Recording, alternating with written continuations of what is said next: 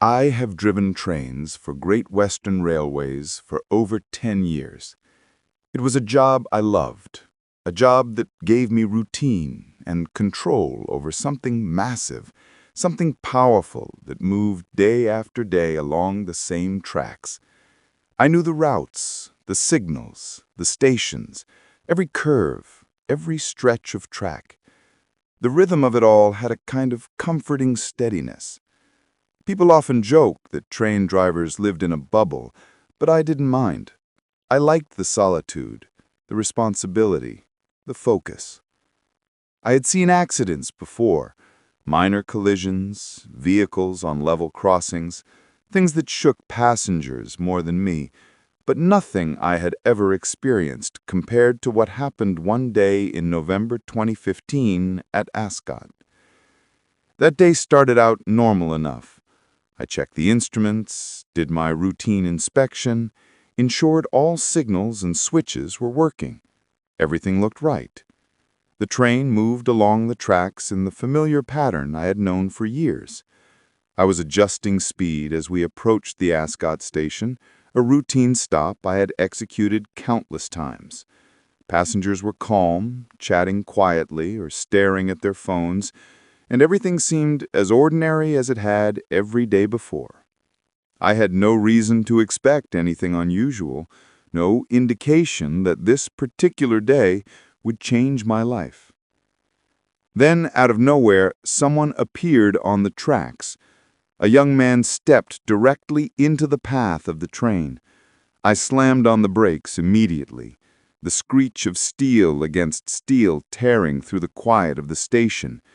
The wheels skidded, the entire carriage shuddered, and even in that fraction of a second, there was no doubt that the impact was unavoidable. The body hit the train, and I saw it all, every horrifying detail in a way that seared itself into my mind. The man didn't survive.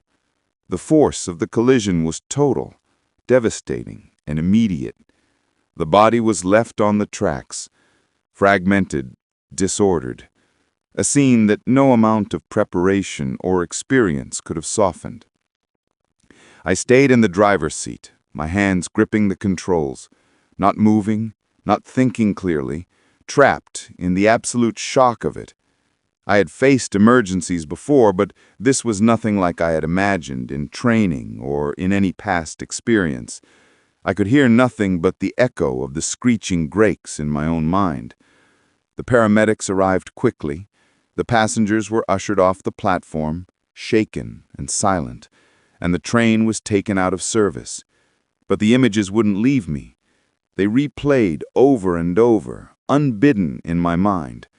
I couldn't escape the memory of that man's life ending in an instant, and the visual aftermath that followed. For days, I couldn't sleep. Every time I closed my eyes, I saw the platform, the tracks, and the moment of impact. Every shadow in my apartment felt like it could be him, every creak of the floorboards like the sound of wheels and body meeting steel. Even when I was far from the tracks, the sound of trains in the distance triggered the images in my mind. I tried to explain it to my colleagues. Some understood. Some nodded quietly, acknowledging the trauma. But there wasn't really anyone who could make it stop. There wasn't any training for this, no guidebook on how to unsee something like that. The impact, the body, the absolute finality, it had embedded itself into my memory. I went back to work a week later, trying to convince myself that routine would help, that the familiar environment would ground me. But everything felt different. The seat felt heavier, the controls less comfortable. Signals and tracks that I had known my entire career suddenly seemed menacing. Every platform, every pedestrian crossing, every approaching train or vehicle brought back flashes of that single moment.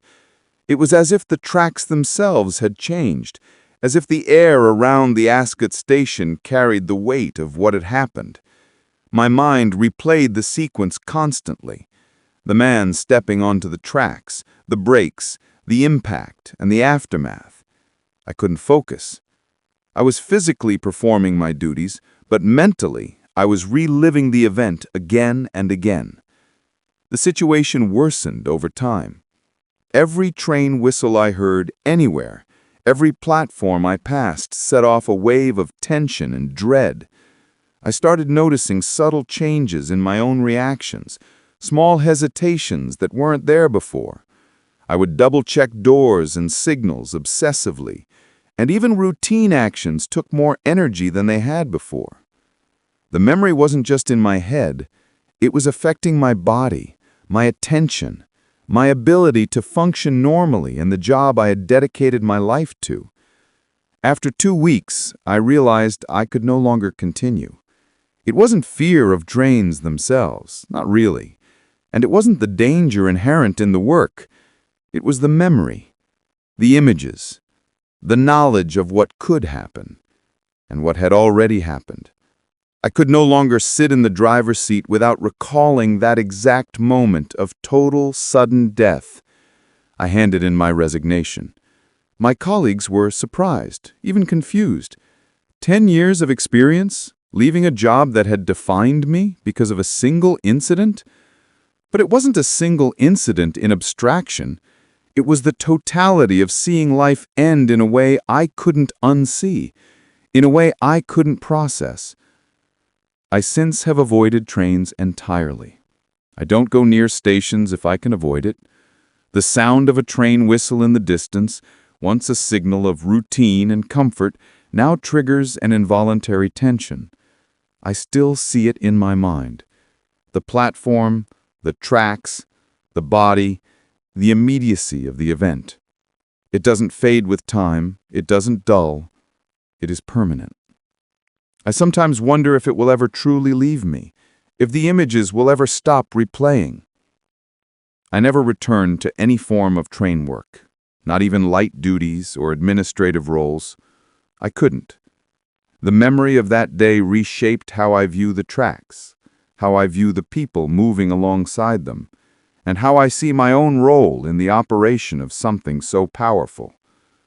Even now, hearing about accidents, suicides, or collisions anywhere brings the memory back with startling clarity. It is a weight I carry with me, a shadow of the Ascot incident that never leaves. Some people might say I overreacted, that quitting was extreme.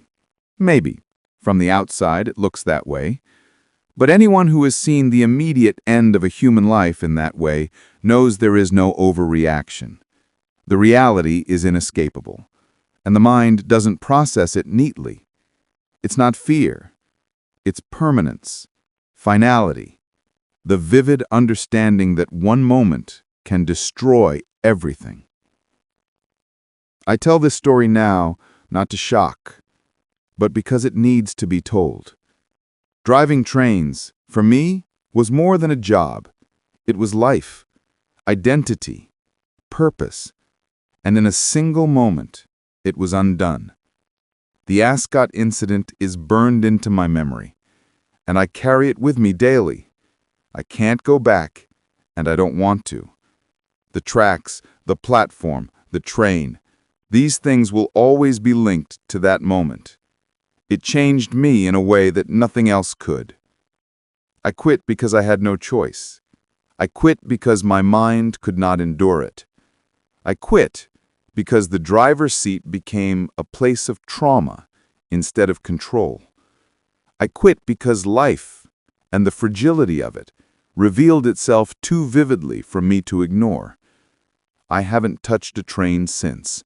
I avoid platforms, I avoid stations, and I avoid thinking about the mechanics of travel because every time I do, the memory comes back.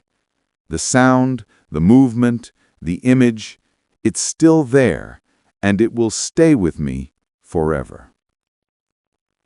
People often ask if I regret my career, if I wish I had continued. I don't. I loved driving trains, I loved the work, and I loved the routine. But there are some things a person sees once, some images a person carries that are not compatible with continuing a normal life in that role. Ascot was one of those moments. It didn't just end a life. It ended the part of me that could ever sit behind the controls of a train again. Even now, if I see a train moving along the tracks, I notice every detail. The wheels, the metal rails, the sound of brakes, and I remember. I remember the young man, the impact, the way everything unfolded in an instant. I remember that I could not stop it, and that I never will be able to forget it. It is a permanent reminder that life is fragile, that death can arrive suddenly, and even those who are trained, experienced, and prepared are not immune to the psychological consequences of witnessing it firsthand. I don't share this story often. People don't want to hear it. But I tell it because it matters, because it is real, and because it happened to someone like me, someone who trusted in routine and control, and found that one event could erase both in an instant. Driving trains was my life, and Ascot ended it in ways nothing else could. I will never sit in that seat again, and I will never look at a station in the same way. That day is permanently etched in my memory, and it will remain with me